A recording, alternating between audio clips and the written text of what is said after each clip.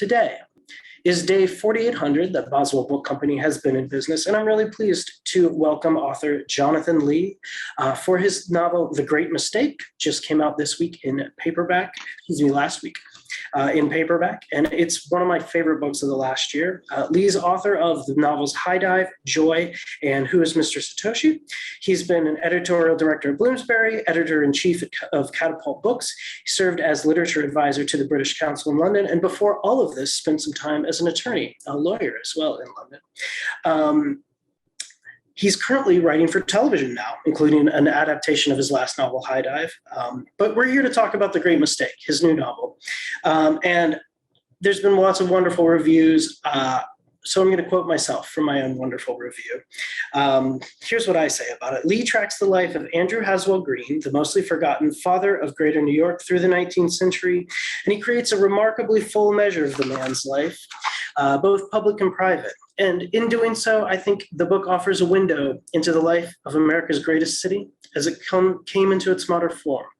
And honestly, as I've read this and as I thought about the book, the best comparison I thought about was this might be, it feels to me like a novel Charles Dickens would write if he crawled his way out of the grave and wrote a novel today. I didn't say that to Jonathan before, so I don't know if he appreciates that comparison. We'll hope so. But please, virtual applause. Jonathan, welcome. Thank you so much for joining us. Thanks very much for having me, Chris. And I like the idea of the ghost of Charles Dickens crawling out of his grave to write an extra book. And also, I think I need to attend the tennis lesson event that you're running in a couple of weeks. I could benefit from that as well. You're more than welcome. So I think it'd be nice. Why don't we dive in? One of the things that hooked me on this book, and I picked this book up when I was in a big reading slump last year, and the voice, the writing just immediately hooked me. So would you mind reading just a little bit of the novel and kind of give the audience that voice? Yeah, maybe I can just read the first paragraph, which is also kind of where the book started for me, because it started with me wandering in Central Park in 2012 and coming across this bench dedicated to this guy, Andrew Haswell Green, and it called him the father of Greater New York, and I just got curious about who he was. So that kind of became this opening of the novel. The last attempt on the life of Andrew Haswell Green took place on Park Avenue in 1903. News of his murder filled the front page of the New York Times. Father of Greater New York shot in front of his home. The motive was offstage, unaccounted for. Speculation filled the Herald, the Tribune, the Sun. Some writers got excited by the victim's fame or the 5 shots fired. Others stared straight-faced at the date of his death, Friday, November 13th. Citizens prone to long-necked dreams carried pocket pieces on unlucky days like these, rabbit's feet and rusty screws. Pope Pius IX in a paperweight, the pit of a peach named Stump the World, items mute and immune to worry, charms to protect them from bedlam. But at the age of 83, Andrew had no time for fetishes. The things he trusted late in life were grass and trees and weeds, buildings and bridges made of stone. And after his absurd ending had faded from the news, a marble bench was erected in his name in Central Park. This small memorial can still be found overlooking the open greenery of Fort Fish. On Tuesday mornings, a person with cleaning supplies arrives to remove last week's bird shit with a brush. Thank you. Thanks.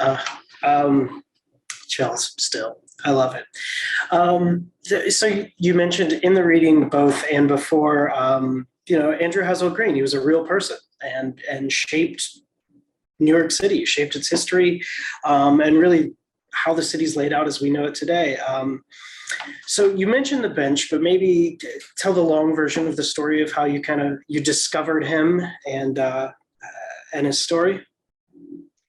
Yeah, so I got interested in that bench. There was a sort of sense, I think, of curiosity mixed with a little bit of shame, that the idea that this guy, if he really was the father of Greater New York, as the inscription on the bench in Central Park said, then he's someone I should have heard of. And maybe that, at that point, I'd only lived in New York for a couple of years. Now it's been 10 plus years, and I'm a dual American British citizen. But I think then I was probably very conscious of sort of outsider status and of not knowing certain things maybe about the history of the place that I lived in. So I sort of started, I took out my phone, I opened a new window. I started to look into his life. I couldn't find very much. What I could find was about his death, and that was a kind of gateway into his life for me, just reading about the strange circumstances of his murder on Friday, November 13th, 1903, in what turned out to be, I don't think this is too much of a spoiler, a case of mistaken identity. He was shot on Park Avenue. And, I think I sort of moved on from him for a few months, and life moved on. But then I felt this pull to kind of research him more. And I ended up at the New York Historical Society Library, which is a fantastic place on the other side of the park, where a kindly researcher was able to pull out boxes of his diaries and letters that I could see no one had checked out for many years. And there was just a real thrill then to being able to access his voice a little bit in these diary entries and letters, and get a sense of the life that was poking through the cracks in the accounts of his death in a way, because all the public stuff in the New York Times archive and stuff was largely about his murder. And then, there was just the revelation that he was so key to the New York we know. He turns out he was a person without whom there would be no Central Park, no Metropolitan Museum of Art, probably no New York Public Library, maybe no merger of Manhattan and Brooklyn into a single city. He was maybe the greatest creator of public space in the history of any city, maybe. Yet he's been entirely forgotten, really, which is surprising. And his only memorial is that stone bench in Central Park covered in bird shit. But someone does clean it on Tuesdays. No, so yeah, I mean, I don't mind admitting to you, I didn't know who he was until I picked up the book either. And so going through his archive and everything like that, is that kind of how you got yourself into seeing the world through his eyes then? Yeah, there was certain stylistic things too, like especially early in his life. He came to New York as a teenager. He'd grown up in Massachusetts, on a farm, as you sort of discover in the book. And there's sort of murky surroundings about him, kind of how he ended up in New York City. But there's this sense of banishment and difficulties with his father that he writes about in his diary in kind of glancing ways. And then he arrives in New York as this apprentice boy, age 15, earning very little money. And he finds that there are not any public libraries that he can get a book from for free or even at an affordable rate. They're all private, and you need to be a member of a society, or you need quite a bit of money to take books out. And he also finds that there are not really safe, green, open spaces to walk. So there's like an absence of public parks, and he can't afford to go to the private pleasure gardens where gentlemen are paying the ticket price to go wander around Niblo's garden or wherever. And in those early writings of his, there's this real sense of like locked down restraint, and that became as important for me as the contents of what he was writing about, really. And later in life, his style opens up a little bit more, and you get these flourishes and these bits of playfulness in there too. Yeah. I'm wondering what other research you did as well for the book beyond just his archive. I know, for example, early in the first chapter, there's snippets that you work into the prose from newspapers of the time and everything. Yeah, the newspaper accounts were really useful. I had not written like a deep historical novel before, but my last novel, High Dive, was set in 1984. It was about an IRA assassination attempt on Margaret Thatcher. For that one, I sort of learned, or felt I learned a lesson. I guess writing is all about learning and then unlearning lessons. But I felt like I learned a lesson that, like, instead of relying on a bunch of like secondary sources that told me about the period with the benefit of hindsight, the more useful thing was to try and immerse myself into the stuff that the characters might have been reading at the time as action unfolded, you know. Especially because one of my interests as a novelist is just in how novels can sort of rescue moments that have fallen into the footnotes of history and bring them slightly more attention, just shift the emphasis a little bit.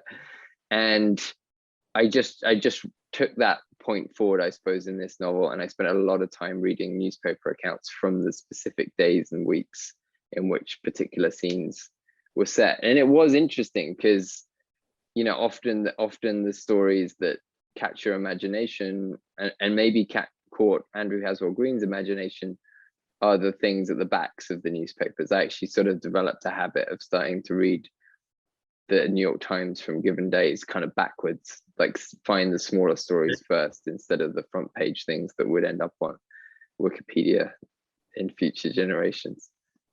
For sure, yeah, those small moments, I think you capture those so well throughout the book, or even just the city of New York moving around him. I remember there's a moment with hogs running around in the street, the neighborhood hog, I think it is, things, yeah. You brought up too your past book, and then this book, you I have to point out, you kind of like assassination books. Is there a theme here?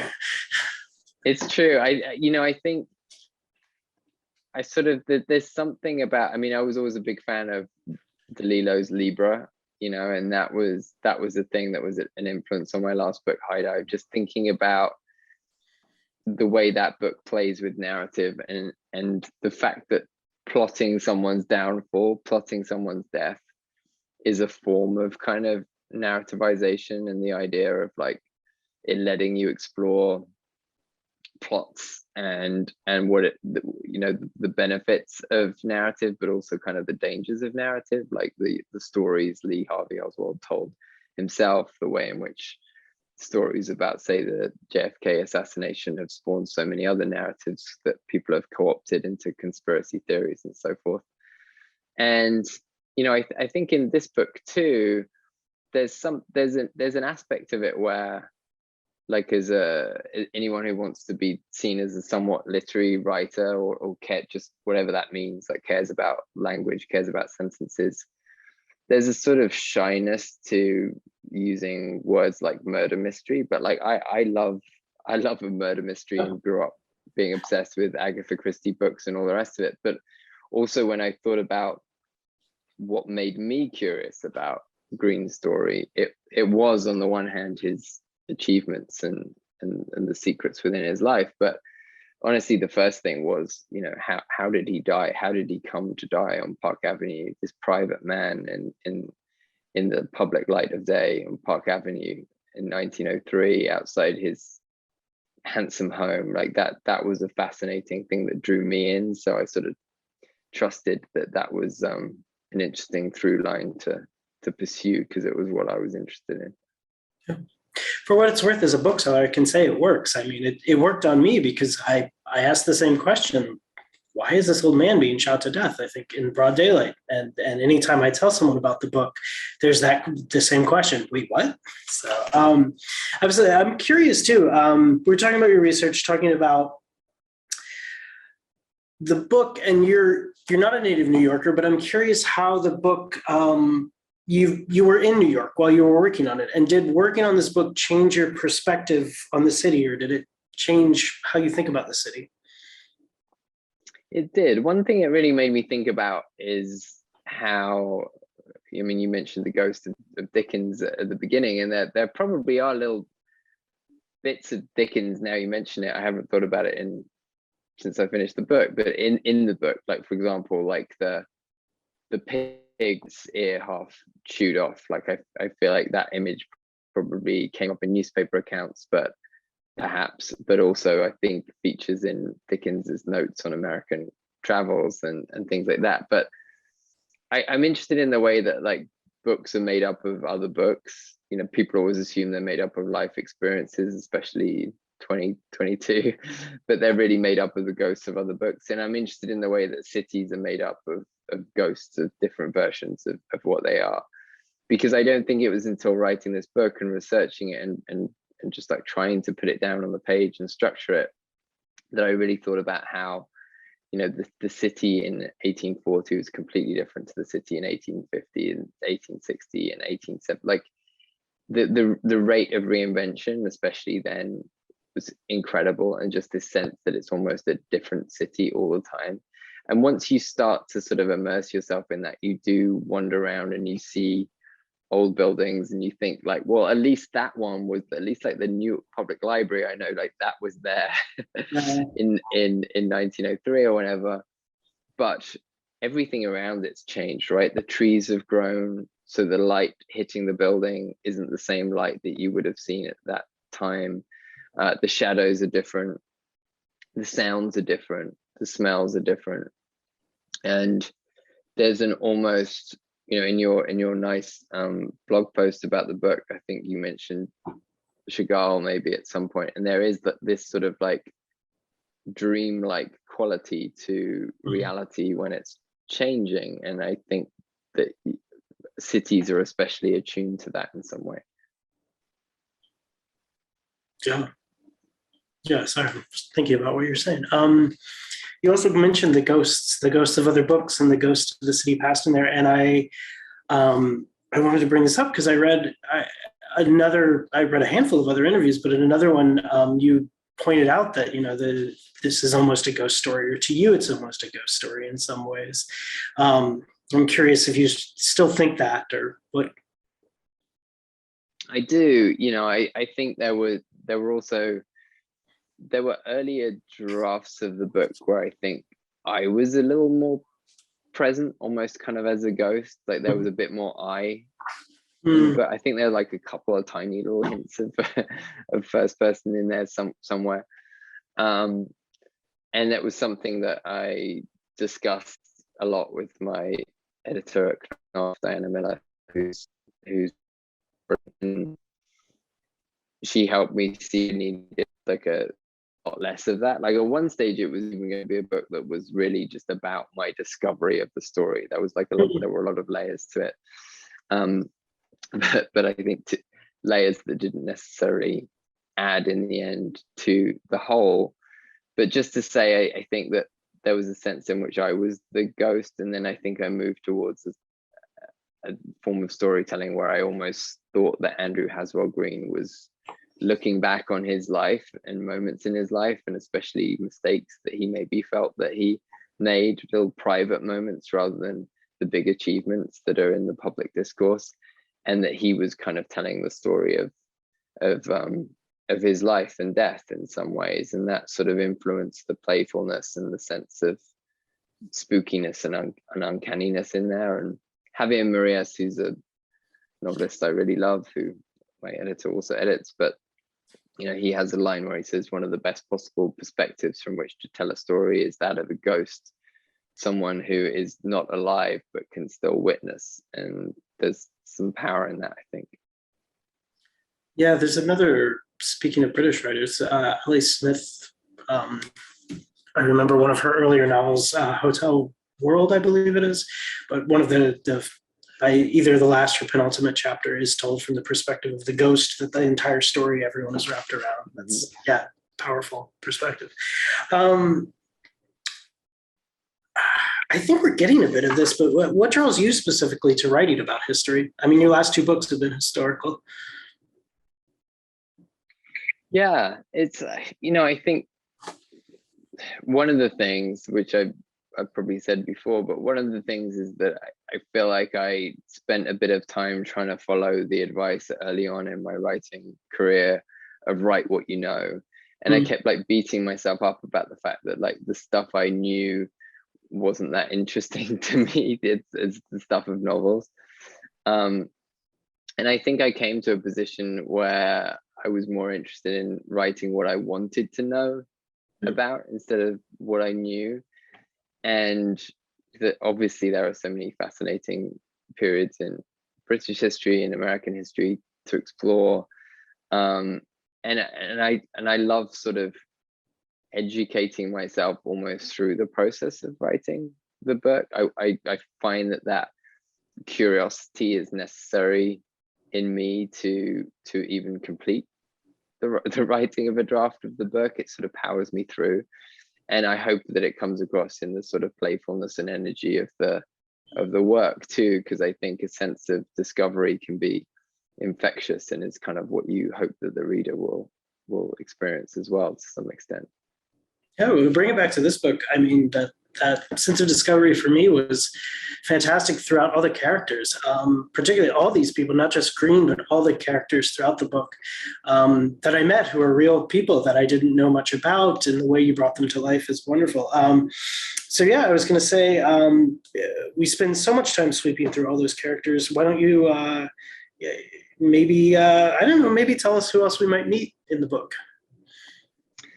Yeah, well, there is Bessie Davis, who's a very interesting historical character who, like many characters in this book, has like other aliases and is not necessarily who she at first seems. But she goes under the name Hannah Elias for a while in the book. She was someone who was interesting to find out about.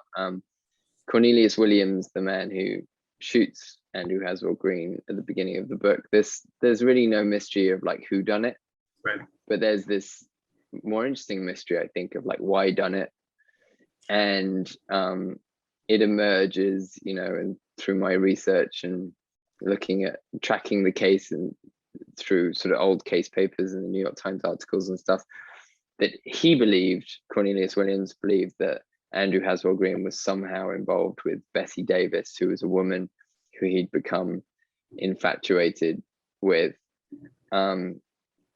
And I won't throw too many spoilers in there, but suffice to say, she turns out to be one of, if not the richest Black woman in New York, and she has connections to senators and like various people of power, and in the end, probably no connection to Andrew Haswell Green, but maybe a connection to another Green or someone who was codenamed Green. She was fascinating to find out about. Another key character is Mrs. Bray, who sort of like flits in and out and is almost a ghost in her own right. But all I had to go from with her was just like a few mentions, few quotes in newspapers and stuff of her being Andrew Haswell Green's housekeeper. And I just sort of formed this impression of her as being this kind of great dry presence who sort of, in a sense, runs the show. And she pops up earlier in his life too, which I was really intrigued by, the fact that this was kind of almost one of the longest partnerships of his life. And maybe the last person I'll mention is Inspector McCluskey, that's the name of the real inspector, who was sort of headed up the murder investigation into Andrew Haswell Green.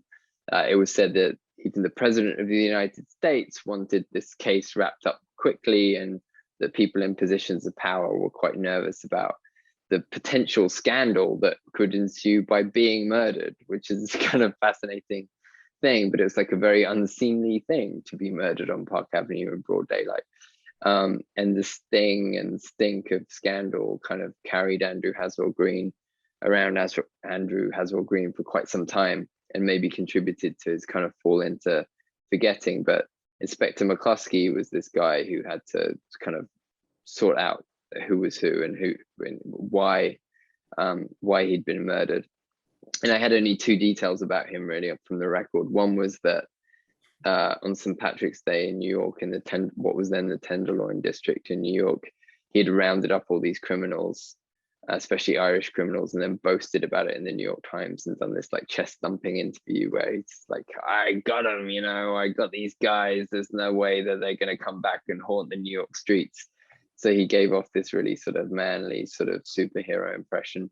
But then the other fact, which seemed really interestingly in opposition to that, was that other police officers had called him an elephant sympathizer, because Topsy the elephant had been executed in Coney Island, and supposedly he had spoken out about that execution. So elephant sympathizer and tough guy rounding up criminals on St. Patrick's Day I found the character kind of in the space between the two. And that's an interesting space between those two. I'm curious too about Bessie Davis. I think it's fascinating in the book we do. First of all, her introduction's incredible. She has a paragraph of AKAs that are all riotously funny. But I think she's a fascinating character. She's half Black, half Native American, and it's really cool to see. I think you lay out a bit of her rise to fortune briefly in the book, but then to have that juxtaposed against Green's rise to fortune, both of them from very little means, I think was an interesting juxtaposition. Were you thinking about that, or do you want to speak to that? Yeah, I mean, in a sense, they were both self-made. I think that she was sort of self-made in a much more dramatic and kind of impressive way, which is may sound like a strange thing to say about someone who became a prostitute after all, but that I was really struck by the fact that she had, grown up with absolutely nothing. She had sort of ended up in prison for what seemed to be like the borrowing of a dress from the lady of the house who she was a servant for when she was, I think, still in her teens. And then she sort of found this way to play the rich white men of New York and sort of find a life within that. And that was interesting to me. Also, Cornelius Williams was someone about whom there was like very little information out there. But the fact he was obsessed with her, I almost thought it was a way of accessing his character to think about her, because in the end, I got obsessed with her. I thought she was just a terrific character. So in a way, I thought that reflected some extra dimension on him, perhaps. I think so. I mean, I also think too the way she understands power and wielding power is really fascinating. And there's one other character I think I'd like to mention or talk about is Samuel Tilden, who's another real person, eventually became governor of New York, lost the presidential election to Hayes, although contested election. And I got to ask, you must have had a lot of fun writing him, because especially early on, he's brash. He gets all these fantastic lines. And I love, he's constantly brash, but then pulling it back in and everything. And I don't know, what do you feel like you brought to him or he was able to bring out for you? The thing I was struck by about him at that stage of his life, from correspondence, but also sort of, as he started to get involved with politics, you can start to see these speeches that he gave on, the steps of City Hall when he was done with a long day of lawyering and trying to make his second fortune so that he could enter politics. I was just struck by the way in which he's sort of like trying out different selves almost, and maybe that connects to other characters in the book, but like I was struck by this sense that maybe when he was with Andrew, he was kind of like trying out different things and performing different, almost like different human beings that he could become later. I was also really struck by his book collecting, which is something that doesn't necessarily get remarked upon in some of the books about his rise to power and failed presidential bid. Like the idea of being a collector and being really obsessive about that, like I want like that folio of Milton and I want that edition bound that way. And of course that leads through to, I don't deal much in the book with the creation of the New York Public Library, but it was his book collection that was the backbone of some of the collections that then became the New York Public Library. And it was in his will that he specified he wanted Andrew Haswell Green as executive to found that library. Fascinating. So let's go back to Green. And I think the central tension of the book, Green's an intensely private man, but at the same time, his whole life is dedicated to public work, public spaces. And I think it's pretty early on in the book, we know that a large part of what he's so intensely private about is discovering his desire for men, which obviously at the time is just not an option for public life. But as I read a lot of this, his desire for privacy at the same time his aspirations are huge. How did that tension drive the story for you? Yeah, I found the tension between public and private in almost every area of his life, and thinking about the fact that, like, for someone like Andrew Haswell Green, a public space like Central Park was kind of like a way to be alone without feeling alone, to be in solitude while experiencing the comfort of other passing lives. I think that's what writing does for me. I think that's probably what Mhm. being immersed in a good book did for Samuel Tilden. Um, and I think just reading between the lines in some of his diary entries, that sort of tension with his father, and his father constantly criticizing the way he held an axe, accusing him of not being a manly man, remarks about his handwriting being too feminine, um, all of that building up to these rumors that were out there at the time that Green and Tilden were lovers, and of course neither married, even though it would have actually sort of benefited their careers, especially Tilden, to have done so.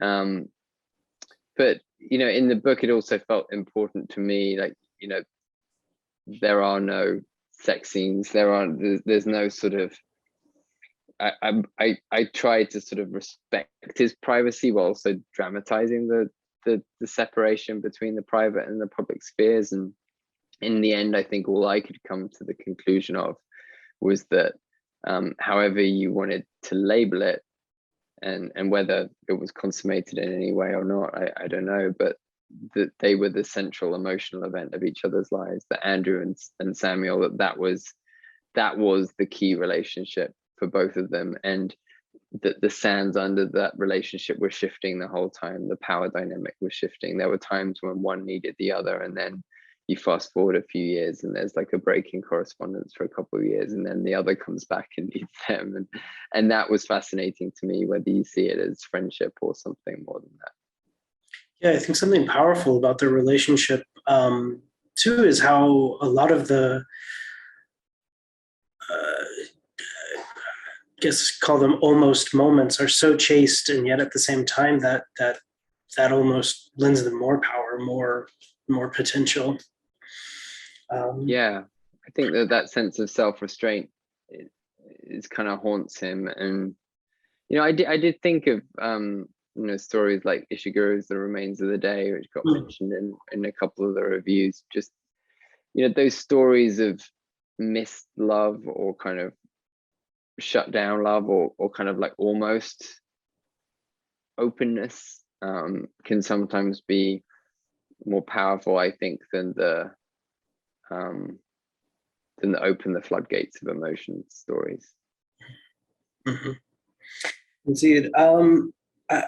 The other tension I want to talk about in the book that I think is fascinating is the way you deal with legacy throughout the book.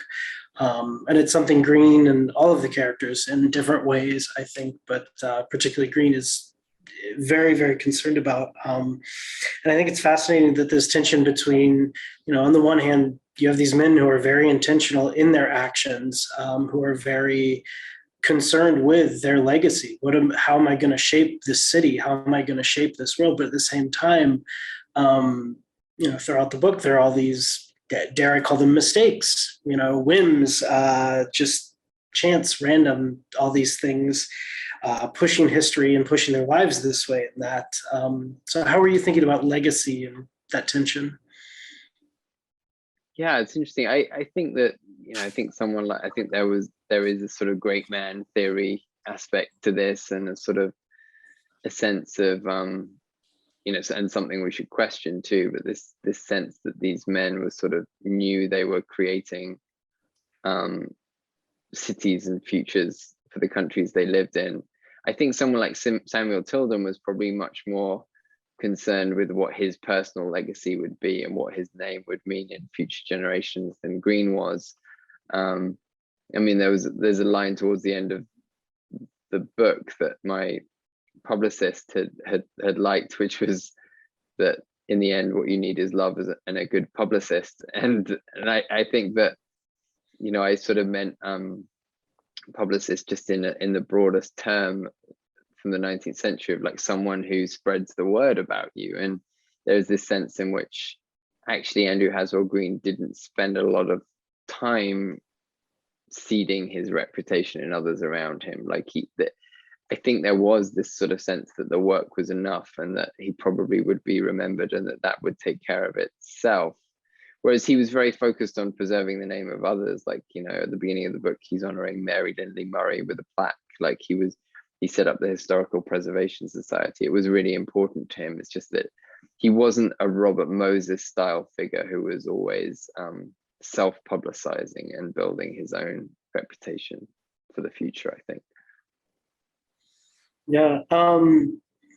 It seems like the time to ask you about I love the title, The Great Mistake, and there's so many mistakes throughout the book. I don't know, where exactly did you pull the title? I think I know, but I'll ask you, where exactly did you pull the title from? How did it work for you as you were writing? This is the only time really that I've started out with a title that's ended up being the title printed on the front cover of the book. I often have a lot of trouble with titles. I think I just come across the old archived New York Times article, which was about like the bringing together of Brooklyn with the existing city of New York, and parts of Queens and Staten Island to form Greater New York. And the New York Times had coined this the Great Mistake of 1898. And with Andrew Haswell Green he relentlessly campaigned for that consolidation. Another interesting thing when you think of him being like this solitary man, but he was always building bridges and always like trying to bring things together rather than separate them, rather than putting up walls. And I thought, well, that's interesting, the Great Mistake of 1898. And then I thought about, his murder in a case of mistaken identity. And more than that, this sense that he was a man who was preoccupied with the avoidance of mistakes and errors. And like, is that a good way to lead your life or not? And I became very attuned then to all the other little mistakes and errors that haunt the story, even in the periphery, like going through the Board of Education minutes from when Green was president of the Board of Education in New York City. There was just like a throwaway line, which I shouldn't have felt so much joy when I read it, but so many of these minutes were boring. And then there was this little mention of this guy called Alderman Lucas, and it said, and we'll pay tribute to Alderman Lucas, who died after confusing a firework for a cigar. And that was the deadpan fact that was in there. And I was like, well, God, mistakes are, the line in the world of mistakes, the line between tragedy and farce is very thin. New York being, a tragedy and a comedy at the same time. And that just really appealed to me. Absolutely. Let me just say to the audience, because I'm looking at the time here, I do have a handful more questions for Jonathan, but if you have any questions, the Q&A function is open, so feel free to drop them in there and we'll get to a few when we can. But I do have a question. Speaking of New York and speaking of American history, you're British, in case anyone hasn't figured out by now. Although you've got your green card, I believe. Citizenship, yeah, dual citizen now. Yeah. Great. But I think you've written a quintessentially New York novel. So did you feel like an outsider as you were writing it, or what was that experience like for you? Yeah, I mean, I think to come back to your first question, some of my curiosity in New York and feeling of a kind of outsider status did sort of feed into the book, I think, and that sense of, starting this book almost 10 years ago and not having been in New York for long and sort of discovering its stories and also maybe like paying attention to, a couple of people I've chatted to have said, and this makes sense to me as initially a Londoner, like if you're in your own city, the city that you've always grown up in and maybe sometimes taken for granted, the last thing you do is stop and read a fucking plaque. Like, you know, that's that, and there's some truth in that, I think. I love the E.B. White essay, Here is New York, you know, where he divides New Yorkers into 3 different categories and says there are the sort of native New Yorkers who've always been there. There are the commuters who are kind of coming in and out constantly. And then there are the settlers, the people who come to New York from elsewhere. And of course, in New York, that's probably the majority, or was. And he says that it's the, you know, settlers that give the city its kind of restless passion. And I don't know, maybe there's something in that, the arrival somewhere and the desire to find out about it. For sure. I mean, I wrote this in a review, but I'll say it again for the audience. I think one thing you do bring as a Brit to New York is a better vocabulary than most Americans. So that certainly brings something to the novel. Is there anything in your research you found that didn't find its way into the book? I mean, I guess you covered a couple things, but there was lots. Yeah, there was tons of stuff around, you know, Andrew Haswell Green's role in education in the city and like public school system. Also, like the way he would, you know, at one point I had whole scenes that were about like how he raised money to found the Metropolitan Museum of Art and went around kind of convincing rich people. Like others had gone to rich people and said like, hey, you've got this great art collection. Wouldn't it be great for the public good to be able to hang some of these paintings or put some of these sculptures in a museum? And, you know, that didn't work largely. And his breakthrough, he wasn't the only one, but you know, his breakthrough was to go around and be like, hey, wouldn't it be nice to have all this stuff on public display? And also your name will be underneath it. It'll be really impressive to all of your friends and family. And that aspect of philanthropy was, you know, quite forward thinking on his part, I think. And there were also, you know, lots of other things I couldn't fit in. And then when I realized that I wanted to structure the book in the gate system, like naming each chapter after a gate in Central Park and kind of treating them as gateways onto moments in his life, that sort of helped me decide what stayed in and what stayed out of the gate. I did really like the gate naming. Absolutely. Yeah, speaking of the philanthropy and libraries, which you've touched on too, can you tell us a little more about the libraries, the private libraries Green would have been going to, or maybe even coming up against when he first got to New York? Yeah, I mean, there's one scene set in, I think, the New York Society Library. You know, he writes in his diaries and letters, like he looked into the apprentices library that was elsewhere. All these were sort of like bunched together at the bottom, what we now think of as the bottom of Manhattan, which was obviously the only occupied bit really at that point. There were all of these places, but it's interesting, like the amount that you needed was more than, you know, the annual fee was something like a month of his salary.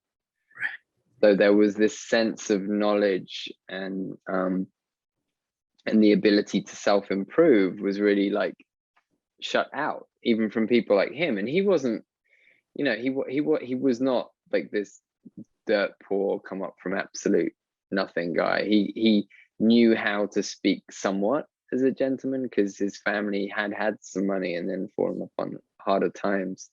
So if it was shut out to him, I think he realized soon enough that the city's knowledge and education and green spaces were like really shut out from a lot of other people. Yeah.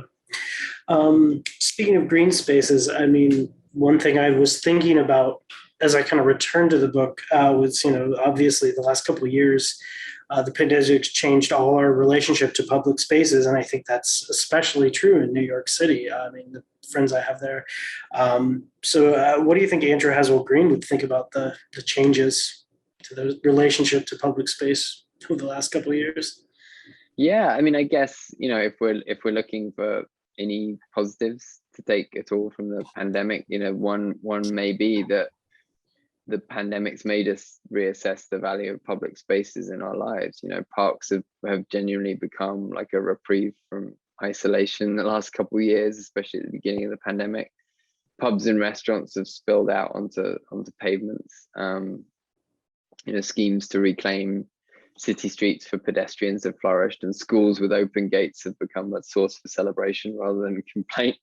And maybe we're entering a new era of appreciation for public spaces like Central Park as the sort of lungs of our cities and many of our lives. That also comes with a responsibility, I think, to listen to what those public spaces might be telling us. I mean, I think public spaces like Central Park are sort of fascinating containers for our histories, like both the parts we like to remember and the parts we sometimes prefer to forget, but they're also uncanny foretellers of our futures, I think, barometers of our sort of burdens and delusions. I mean, the daily rainfall total at Central Park around the time that the hardcover of my book was coming out was something like 7.13 inches, and then that was like almost double the previous record of 3.8 something inches that was set in like 1927. So that's like a terrifying glimpse into the future, obviously, but it's public spaces are the crystal ball in some ways, I think.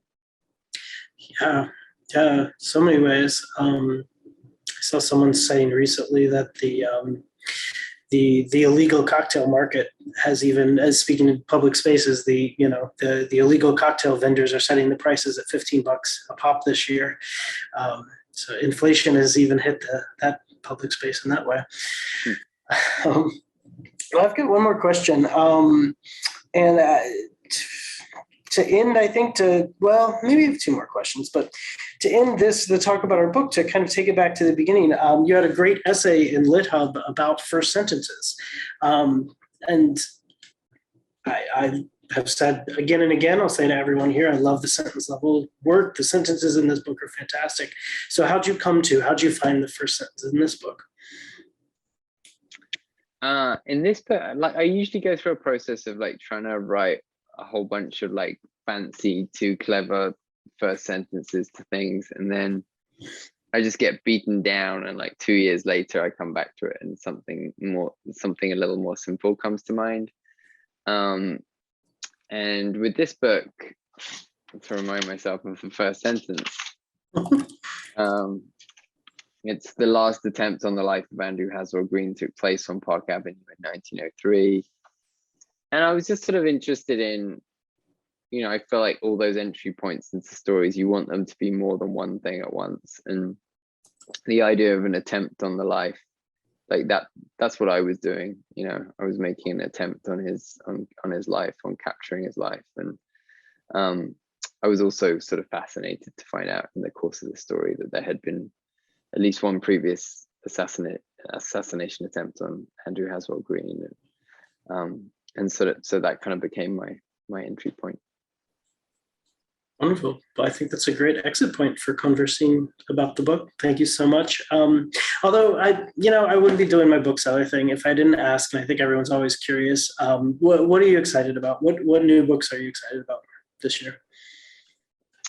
I'm really excited about The House of Fortune by Jessie Burton, which is this really immersive historical novel that's coming out later this year, and is set in Amsterdam in the 18th century, and it's magical, and it's just this sweeping feat of storytelling. And I really liked a book recently called Little Rabbit. You and I were talking before this about there's a bunch of good rabbit books around. What was the one that you mentioned that Knopf is publishing? Oh, Rabbit Hutch by Tessa. Rabbit Hutch. Comes out in August, I believe. So yeah, that sounds great. And I want to read the new Tessa Moshfegh as well. Indeed. I have read the new Moshfegh. I'll tell everyone it's wonderful. And I dropped links to those books that Jonathan, a couple of them that he was just mentioning in the chat there, as well as a link to purchase the paperback copy of The Great Mistake, the spectacular novel that we've had this lovely conversation about. Jonathan, thank you so much for joining me this evening. This has been wonderful. Best of luck and onward and upward for you and the books. And looking forward to seeing what comes from you next. Thanks so much, Chris. Thank you. Good evening, everyone. We wouldn't have a bookstore without you.